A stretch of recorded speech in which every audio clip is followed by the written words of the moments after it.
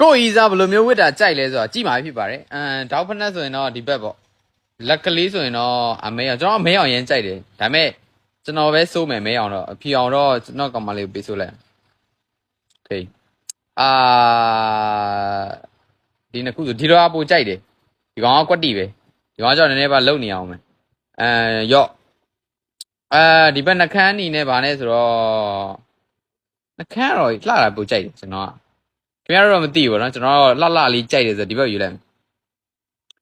sun cream နဲ့ဒီ makeup cream တွေဆိုတော့ဒီဘက်ဟာလေးဒီဘက်ဟာလိမ့်တာပိုကောင်းတယ်ဒါပေမဲ့ဒီဘက်ပိုစုံတယ်ဗျဒီဘက်ပိုလေးစင်ကျင်တယ်ကွယ်ရေမွေးနည်းနည်းစဉ်းစားမယ်ရေမွေး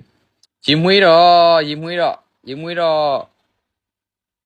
ဒီအနက်ကြိုက်တယ်ကွာဒီအနက်လေးဟိုပေးစွတ်လိုက်ရင်နားတော့ခွာကြမှာမဟုတ်ဆိုတော့ကြောက်ကွာကိတ်မုတ်ကိုတော့ကြိုက်စားပြီးသားကြီးမကြွချင်ပါဘူးရော့ဒိတ်မယ်ဆိုရင်တော့ဒီဘက်ညနေထားဆိုရင်တော့ဒီဘက်သပင်လေးဆိုရင်တော့ဒီဘက်ပေါ့မဟုတ်တော့